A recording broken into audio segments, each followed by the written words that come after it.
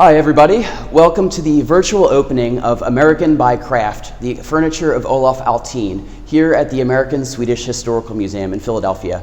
My name is Trevor Brandt. I'm a PhD student at the University of Chicago and co-curator of the show. And with me... Hi, I'm Lome, the Peggy and Gary Curatorial Associate at the Concord Museum, and I'm also the co-curator of this show. We are so excited to have you join us for the virtual opening of this exhibition, which tells the story of a Swedish immigrant artisan in Boston at the turn of the 20th century.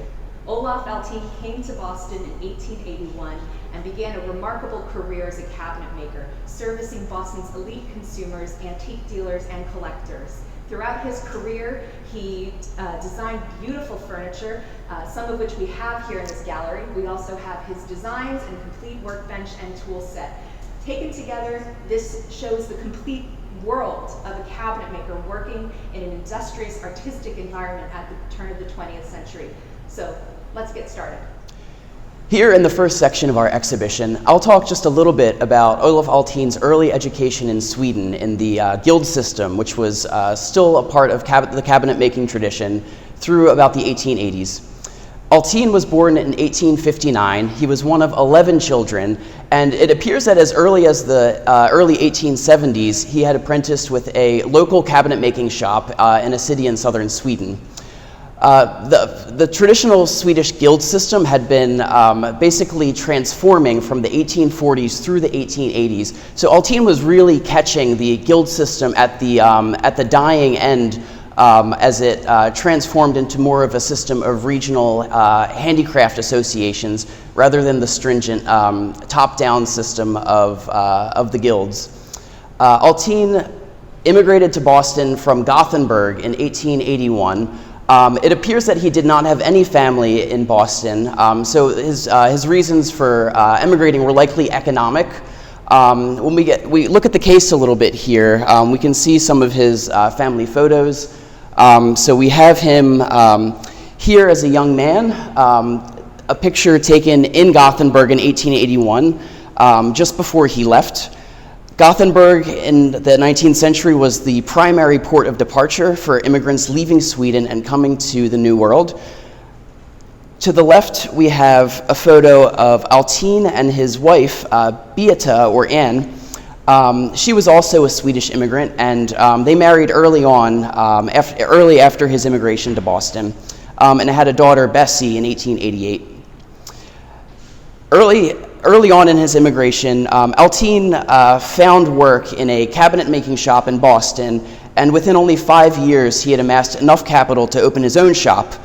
Here we can see some of the trade cards, which have survived. We can see these highlight him as a cabinet maker and a maker of antique and modern furniture, and also art furniture. These cards show a little bit of the influence of the arts and crafts movement. We have these design flourishes, which would have certainly appeared on some of his furniture as well. And further to the left, we have one of 2 Bibles owned by Althin. This one is marked by his family name on the inside. When Olof Althin came to Boston, it seemed like he was there at the right place at the right time. In the 1880s, Boston was the center of the craft revival movement.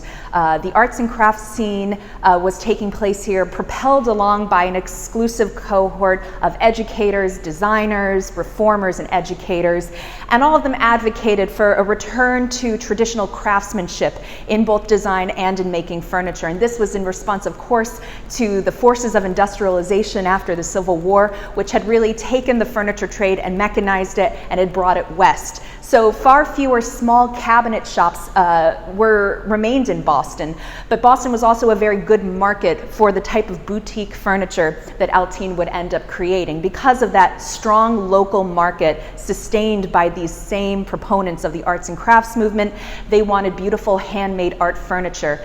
Far fewer native-born cabinet makers could do that kind of work. And this is where immigrant cabinet makers like Althin were able to bridge this professional gap. They were the ones who came in at the turn of the 20th century and were able to offer their services as both designers and woodworkers. And this was Althin's specialty. He was an especially good wood carver and also had an eye for design. And you can see that here in some of the drawings he made. And these were likely made for clients who wanted custom orders, and he would really just give them whatever they wanted.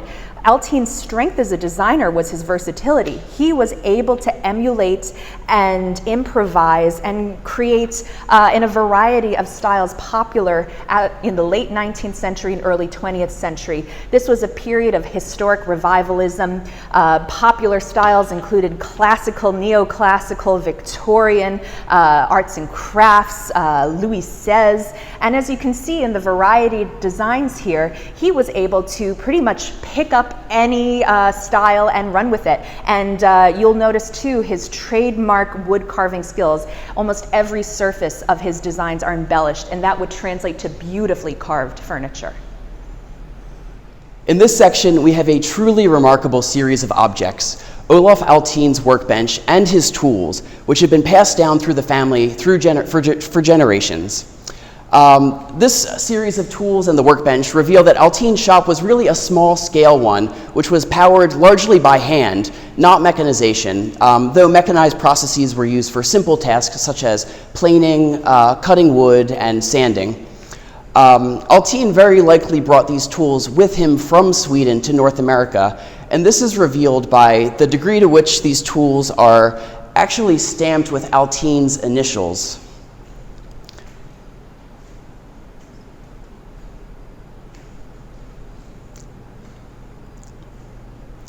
An even more personal object used by Althin is seen in this case over here, where we see his drafting set, which is remarkable because it would have been used to likely design the majority of furniture within this show. We have surviving pencils, compasses, charcoal in this drafting set.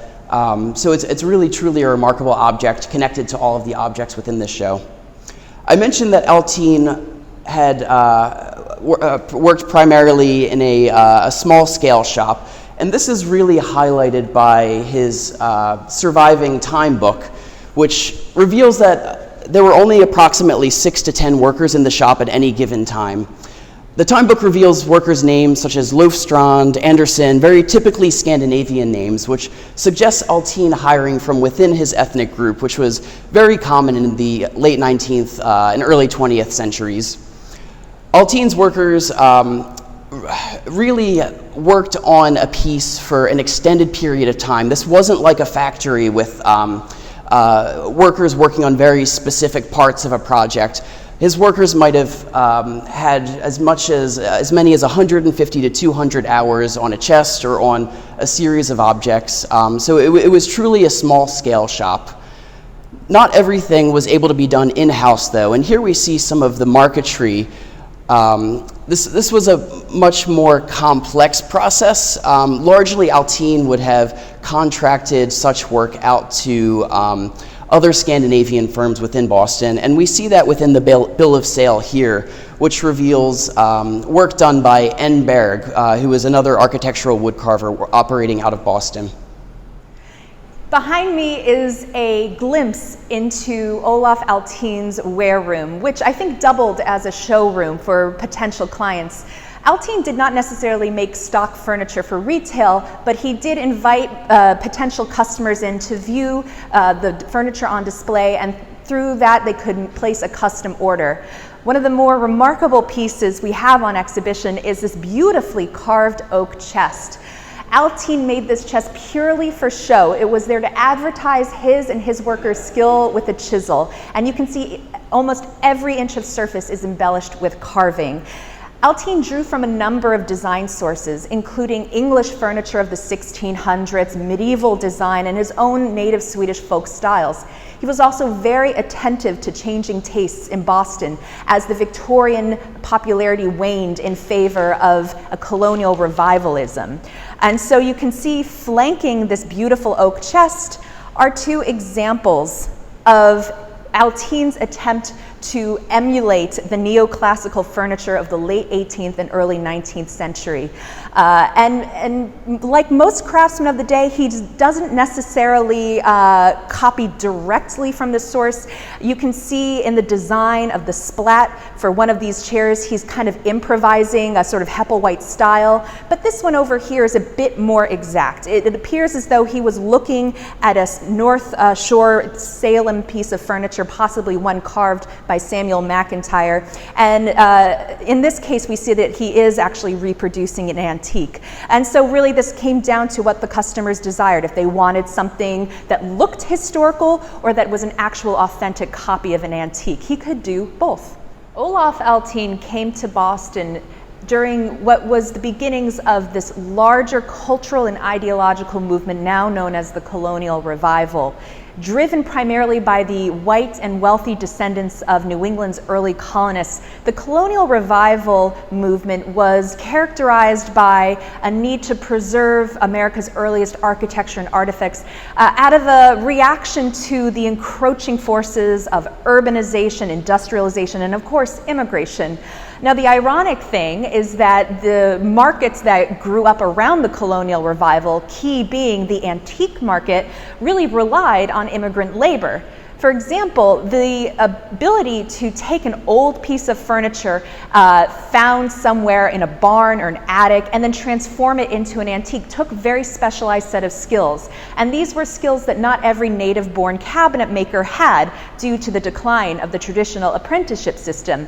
Now, a cabinet maker like Olof Althin did have those skills, and so he found it very easy to slide into the antiques trade as a restorer, a repairman, and then eventually he became known for his custom work reproducing antiques. And you can see some of the beautiful custom works around me. These are all in the Colonial Revival style. Some of them seem to be direct copies of an antique. Others, again, like the chairs we saw earlier, are mere interpretations of well-known colonial features such as the shield back chair or the cabriolet. This piece in particular is quite stunning. It's a block front chest of drawers, but there are some details here that lead us to believe that it was copied directly off an antique. As you can see down below, the elaborate molding on this piece is a feature that you often see in Eastern Connecticut chests. But this scrolled carving on the bracket feet is a feature more commonly seen in Newport furniture. The combination of these two features you can see in some Eastern Connecticut chests, meaning that Newport craftsmen were moving through Connecticut, working there, teaching there. And so this is a very specific and distinct set of identifiers, which would lead one to believe that Althin is copying this piece directly from an antique. Now, often Althin would create his reproductions via his clients. They would come in and say, oh, I want you to fill a gap in my collection, or I want you to create something beautiful for a wedding or retirement. More often than not, Althin got his inspiration from the very antiques he was restoring in his workshop. And that's one of the really remarkable things, again, that immigrant cabinet makers were the intermediaries doing a lot of this work, and they gained so much knowledge about American style that they were able to recreate beautiful examples of colonial American furniture. Olof Althin benefited greatly from the patronage of two great collectors of American decorative arts, Eugene Bowles and Charles Hitchcock Tyler. Bowles and Tyler respectively collected American decorative arts that formed the core Americana collections of the Metropolitan Museum of Art and the MFA Boston. And nearly every piece of furniture they collected before 1920 went through Althin's shop for conservation, restoration, and repair. Again, I mentioned that immigrant cabinet makers were among the predominant source of labor in the antiques trade. Because they had these skills in woodworking, they could recreate elements of antique furniture that had been lost to time. And in this case here, we can see an example of his conservation treatments. Now, let me just back up and give a little bit of context here. The work of creating an antique, which means taking an old piece of furniture and turning it into something beautiful and museum-worthy, was a collaborative process between collector and cabinet maker. In Althin's case, he knew how to take this Middlesex County chest and restore it structurally so that it looked virtually untouched. But Bowles, who was the collector of this peak, had very distinct ideas about what an antique should look like. And so he had Althin do a lot of these very ambitious surface treatments. And his red and black and white paint had him recreate what Bowles believed this originally looked like in the 17th century. Now, conservators today would say that this is a little too aggressive, and even in Althin's time, one connoisseur remarked upon this piece, it is restored correctly, but perhaps too brilliantly. And you can see that when Bowles passed away in 1910 and his piece came to the Met Museum, conservators had it re-restored to fit a more scholarly assumption of its appearance. While one might initially think that Althin was only concerned with his small business and the economics of running a small business, one of the most remarkable things from the Althin archive is actually an unfinished draft manuscript that he began in the first year of his retirement in 1913. This theoretical text acknowledges the widening divide in early 20th century America between university-trained American designers who are really focused on the theory of design, as opposed to the manually trained immigrant craftsperson who had that hands-on knowledge of the materiality of wood. Althin saw his role as bridging the divide between the two. He was both a designer and he was a craftsperson with an intimate knowledge of the material used to create these pieces of furniture. Althin wasn't the only person in early 20th century Boston who was bridging the divide between craft and theory. At approximately the same time that Althin came to North America, another immigrant craftsperson from Sweden named Carl von Riedingsvärd had also immigrated. Riedingsvärd is a really fascinating figure. His style is often quite dissimilar to that of Olof Althin. Rather than working in the Colonial Revival style, von Riedingsvärd had truly gravitated towards Norse revival themes, Vikings, dragons. In this example here, we actually have the reproduction of a Viking-era legend, Sigurd the Dragon Slayer, which we can see in these carved motifs around the armchair. What's interesting about the use of Riedingsvärd's use of Norse revival themes is that he actually saw it as beneficial to the carver, as it was these motifs were somewhat cruder, he saw. They were easier to carve, so they were good for beginners, and therefore they were good for sort of the educational use of woodworking in the early 20th century, which was connected to craft ethos movements such as the arts and crafts movement, and perhaps more importantly for Riedingsvärd and Olof Althin, the Slöjd movement of Sweden, which was basically an educational woodworking movement that sought to educate children and women through the use of woodworking in education. We'll look at a little bit more of the use of Norse revival in some of Althin's personal furniture in the next section. It's so rare that we get an opportunity to study a craftsperson's professional output and also understand a little bit more about his personal tastes. And with Olof Althin, we have an opportunity to do both. As you can see here in this display, these were furnishings that he made just for his own use. These were furniture, this is all furniture that was in his home in Roxbury and was passed down through his family. And it reveals a really interesting medley of tastes and design sources, a real sort of continental appreciation for furniture that was not necessarily reflected in the Boston market, and certainly not necessarily what he's making for his consumers. Olof Althin retired in 1913 and continued to make furniture in his home in Roxbury. And you can see here two sort of classical examples of reproduction style furniture, Colonial Revival furniture. But you can also see in this beautiful tea table, this seems to be purely something that Althin made for himself. These elaborately carved griffins, his poor daughter Bessie remarked that they were really scary growing up. But you can see that this is really unlike anything that's being made in America around this time. And you can tell that Althin, his own personal tastes were not the same as the tastes of his clients. And you can tell that Althin remained truly embedded in the Swedish expat community. He was a member of a number of Swedish fraternal organizations in Boston, charitable societies. He returned to Sweden frequently and raised his daughter in the Swedish tradition, and that carried over to the furniture he made for his home. And you can see in this piece, which this was a desk that he made, which would later become a sort of telephone desk for his granddaughter Adelaide. You can see here a real Swedish sensibility in not only in the carvings but in the motifs. Right here on the drawer you can see carved images of two dragons, a sort of a popular Scandinavian motif, and a beautiful oak piece of furniture. Most of the furniture he made for his clients was mahogany. So you can tell that again in the materiality of this piece and in the design, this is really close to home for him.